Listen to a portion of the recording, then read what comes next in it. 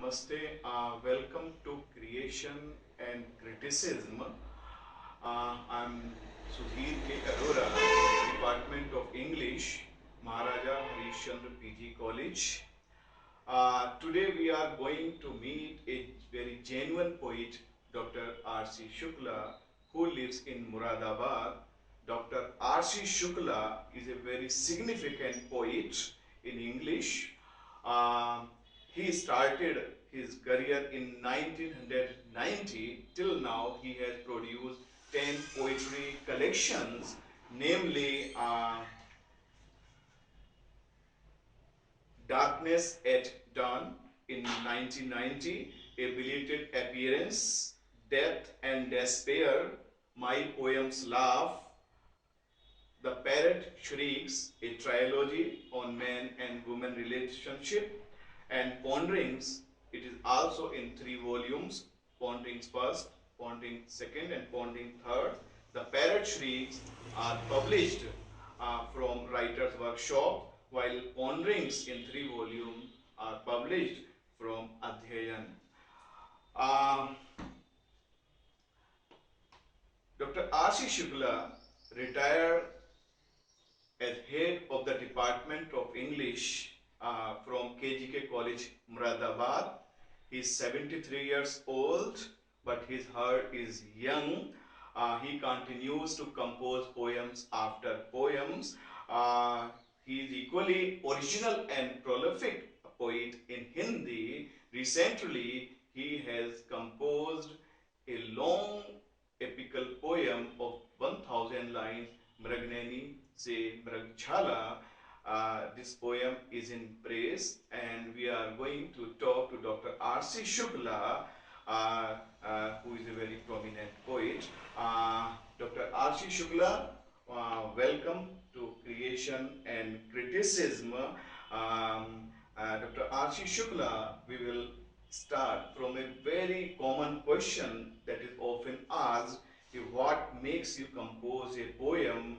Is there any theory you apply while composing a poem? What attracts you, whether it is content or form, or whether you try to make a fusion between the two? Dr. R.C. Shukla, would you like to throw a light upon this very question? Dr. Arora, I write a poem whenever there is an urge from within to write a poem. I never make an attempt to write a poem if there is no poetic mood. So far as this question of content and form is concerned,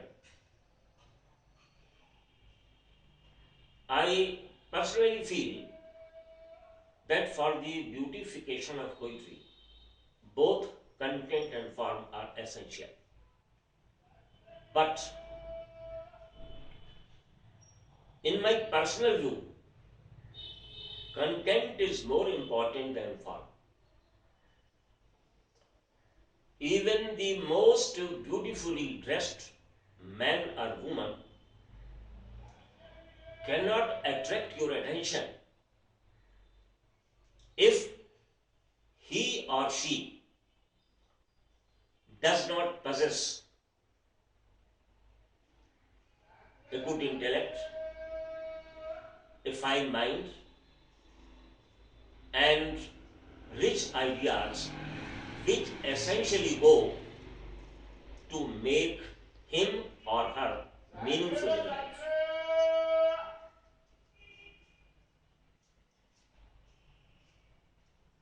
If we look at the poetry of great Indian English poets, poets like Tagore, poets like uh,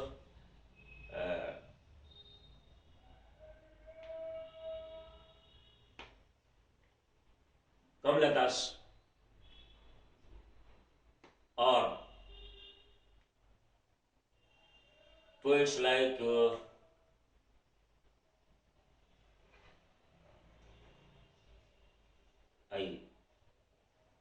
I do not know which name to take. These poets have written poetry which is more significant from the point of view of contents.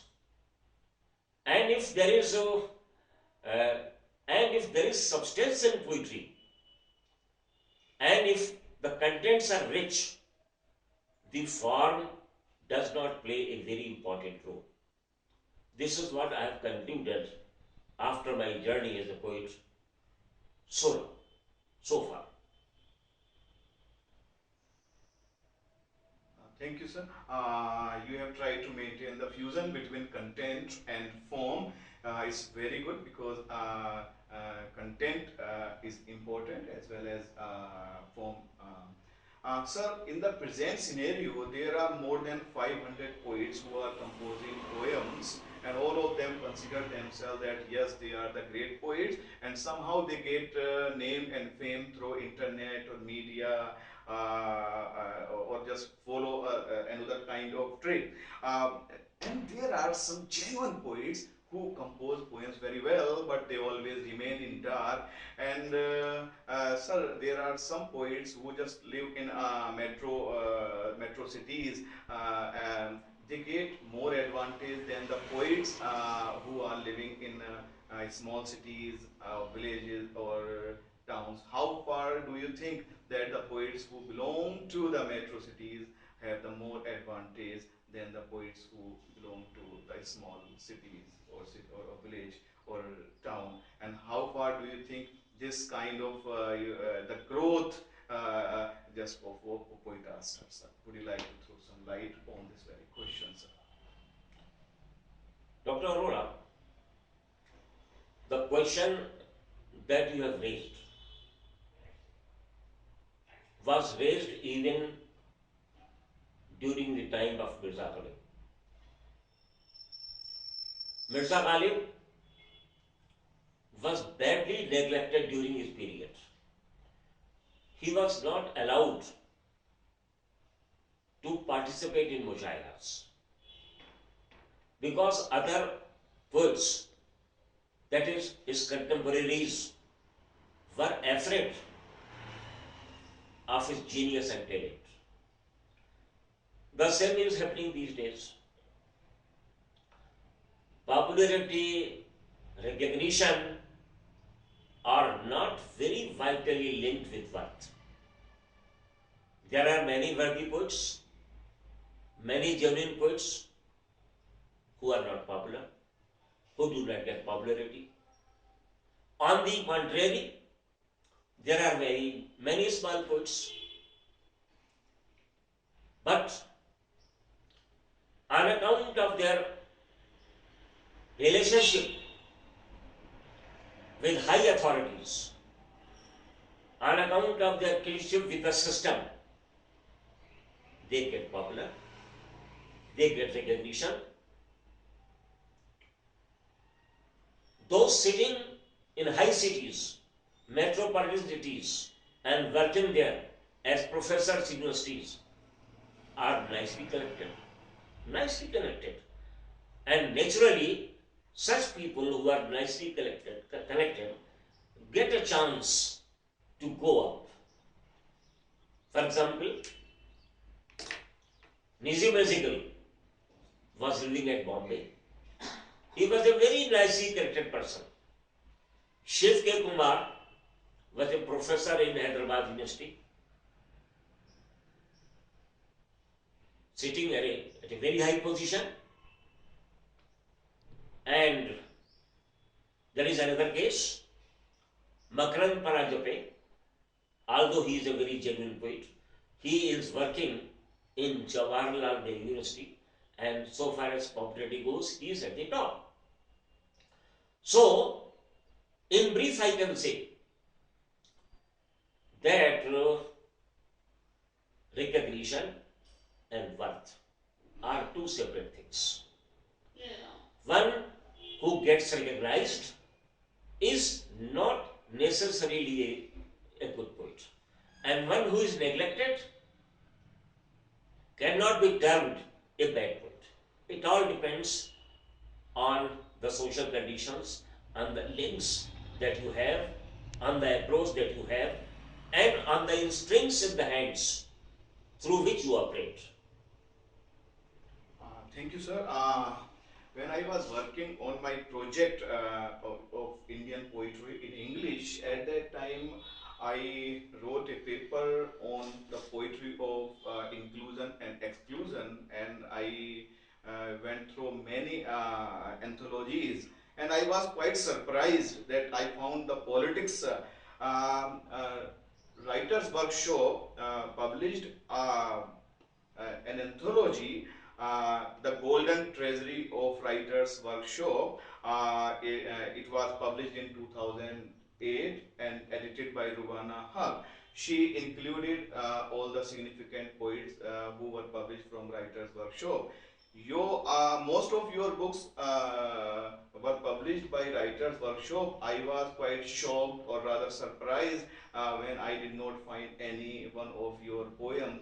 What was that? How far do you think that you were not included in that anthology? This happens almost in all kinds of anthologies that are being published nowadays. So, sir, what criteria should an editor follow while including a poet or poets in anthology, and how far do you react to such kind of the politics of inclusion and exclusion, sir? As a matter of fact, the person who is bringing out an anthology or the person who is bringing out a periodical must concentrate on the merits of a poet. But unfortunately, this does not happen. It is not happening. There is a very large number of magazines which are being published from different parts of the country. And you must be knowing as much as I know, very poor poets are being published even in prestigious journals. It was in this regard that Jayant Mahapatra observed in one of his articles that never before in the past so much bad poetry has been published in the Indian magazines as is being published these days. This opinion of Jayant Mahapatra holds some importance. But it is not a secluded feature of the field only of poetry. This is happening everywhere. Rahul Gandhi is a national leader. Why? Because he belongs to the Gandhi family. Does Rahul Gandhi have the worth of being a national politician? The son of Lalu Prasad Yadav is the Deputy Chief Minister of Bihar. Does he have the political understanding of Indian politics? But he is there. So it is in the field of poetry also. Yes, sir. Quite right, sir. Sir, you are often tagged that you write on a woman and neglect the contemporary scenario. While I think when I studied your poetry, I did not find such kind of thing. It is true that in your trilogy, The Parrot Shrieks, the main focus is woman, but in Ponderings, you have focus on contemporary scenario. But there is a kind of rumor, or there is a kind of, all the people say when I read that Dr. R.C. Shukla just write on women. How far do you think that the type of writing on women is quite correct or not? How do you react to this? Whether you refute it or whether you quite agree to this kind of rumor, or I don't know what it is, but you are often tell as that you write on women, sir. Please, sir, highlight, sir. This is a very wrong perception. And that I write only on woman is a lie that is probably circulated among the people by persons who do not like them.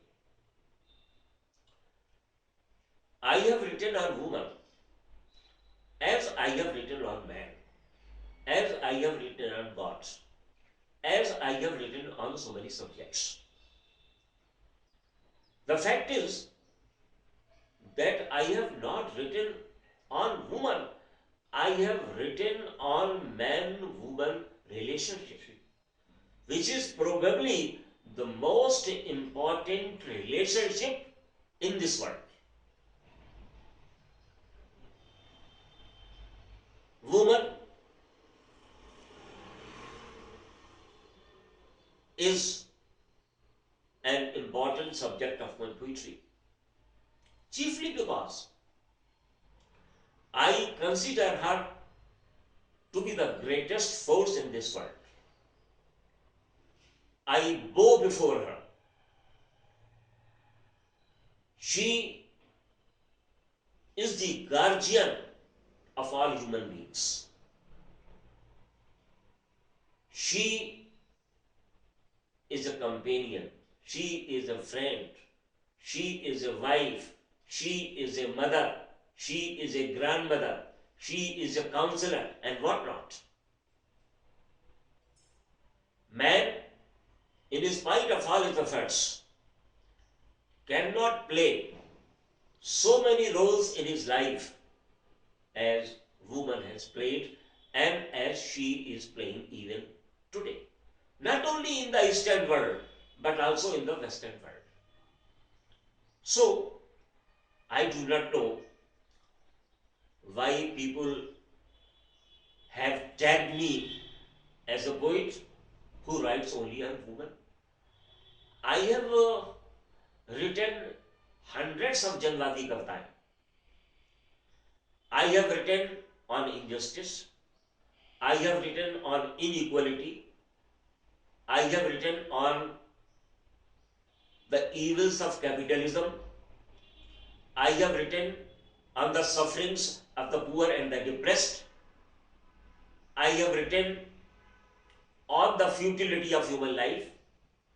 I have written on the indifference of God towards men and women, and so many subjects.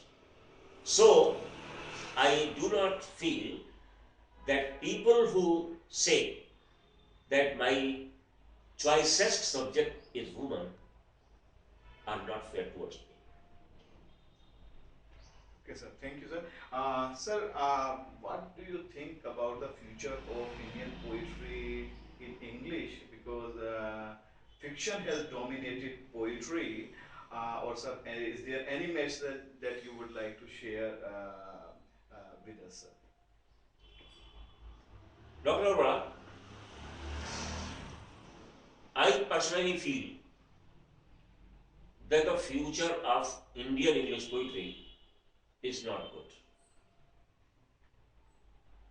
The reasons are two. Number one, there are no good poets. Probably people do not possess the potential of being a poet. Number two,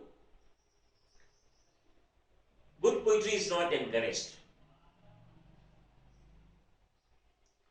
Those who are good poets are not well connected, and so they are neglected and their poems are lying in the corners. Fiction, undoubtedly, fiction has gone ahead poetry, chiefly because fiction can be sold while poetry cannot be easily sold. Fiction is the profession of wealthy publishers, while poetry is not. No publisher is interested in publishing poetry because poetry does not pay him, while fiction pays him. This is why we see that poetry is lagging behind and fiction is advancing. And it's bound to be so, and it will continue to be so. Thank you, sir. Sir, would you please oblige us by reciting any poem from your collection? Dr. Arora, thank you very much for asking me to read a poem.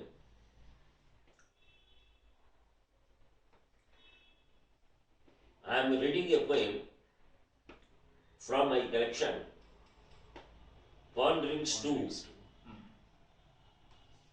published in 2012.